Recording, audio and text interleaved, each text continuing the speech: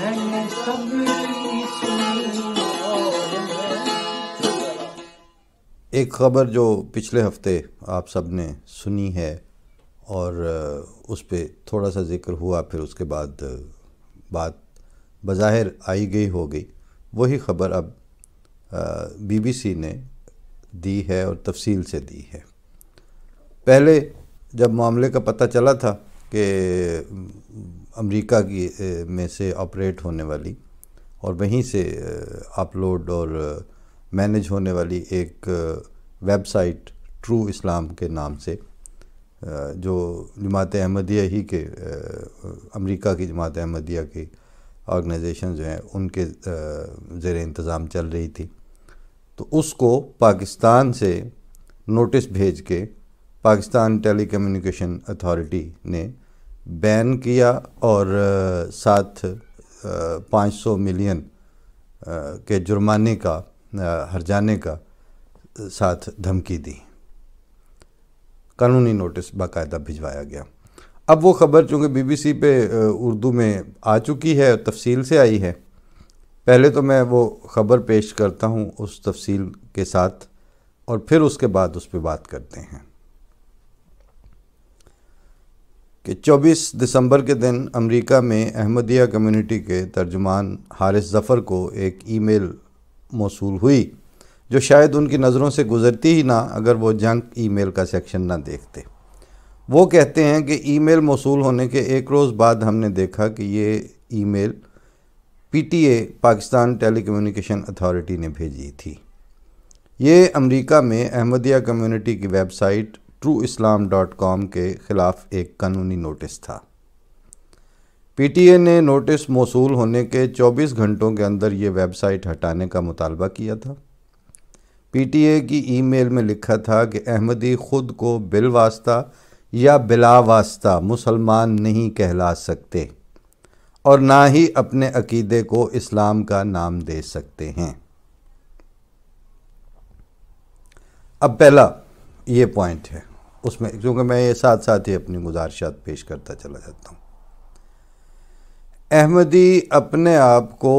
بالواسطہ یا بلا واسطہ آپ کی سو کارڈ قانونی لینگویج کے مطابق مسلمان نہیں کہلا سکتے اور نہ اپنے عقیدے کو اسلام کا نام دے سکتے ہیں۔ یہ بات آپ نے 70s کی جو پہلی امینڈمنٹ تھی 73 والی، وہاں سے آپ شروع ہوئے تھے کہ for the purpose of law and constitution Ahmadis are not Muslim. پھر آپ نے ضیاء الحق کے آرڈیننس کے ذریعے آپ اس کو مزید مہمیز دی کہ نہیں، یہ نہیں ہو سکتا اور اگر کریں گے تو یہ جرم ہے۔ اس پہ پہلی دفعہ ابتدا میں ہی یہ کہا گیا تھا کہ آپ نے اپنا ایک حق استعمال کیا کہ ہم اور ہماری اسمبلی وہ بھی بڑی محتاط ہوتے ہوئے for the purpose of law and constitution, جس میں آپ کی پاکستان میں سیاسی اور سماجی طور پر اوپر آنے اور اپنے جائز استحقاق اور میرٹ کے حساب سے کسی پوسٹ پر آ جانے کا رستہ روکنے کے لیے آپ نے کہا کہ جی وہ ہے purpose of law and constitution, کہ اس کے لیے وہ مسلمان نہیں ہے۔ اور کوئی احمدی چونکہ وہ کوئی مسلمان غیر مسلم جو ہے وہ پاکستان کا صدر نہیں بن سکتا، وزیر اعظم نہیں بن سکتا، اور اب تو خیر وہ ممبر بھی نہیں بن سکتا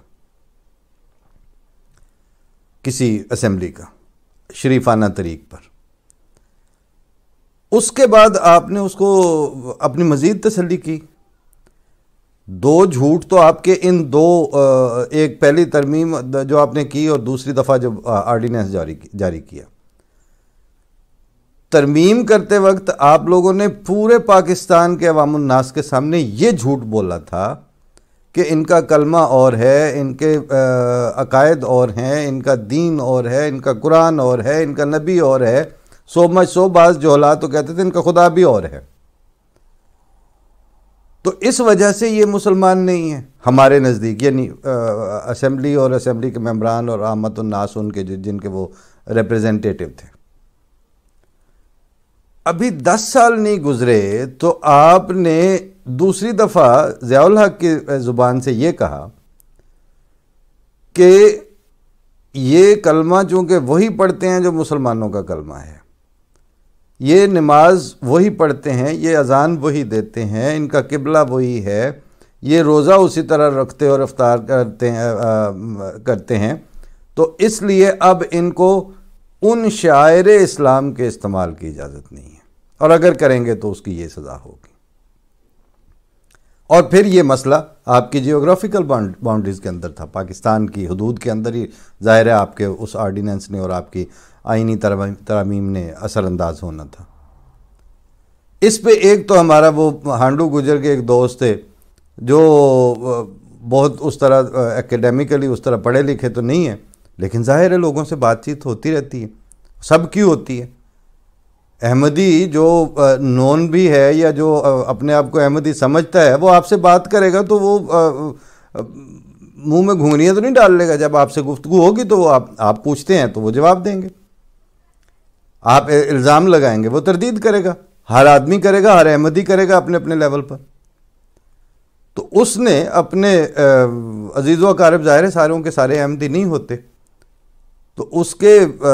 احباب یا اس کے رشتہ دار جو غیر احمدی تھے ان سے بات ہوئی تو انہوں نے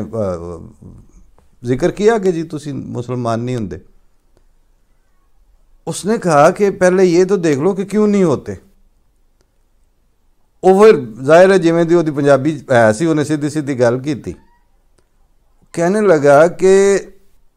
73 میں آپ لوگ کہتے تھے کہ ان کا کلمہ اور ہے، 84 جی تسی کہندے ہو وہی کلمہ پڑھ دیں، یہ دوویں واری تسی سچے ہو تو اسی دوویں واری جھوٹے ہیں۔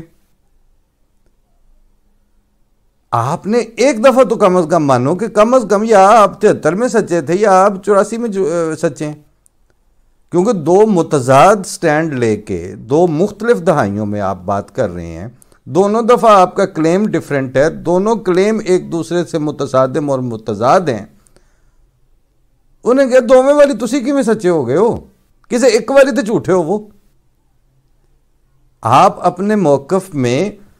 دیانتداری تو نہ پہلی دفعہ تھی آپ کے پاس نہ دوسری دفعہ تھی،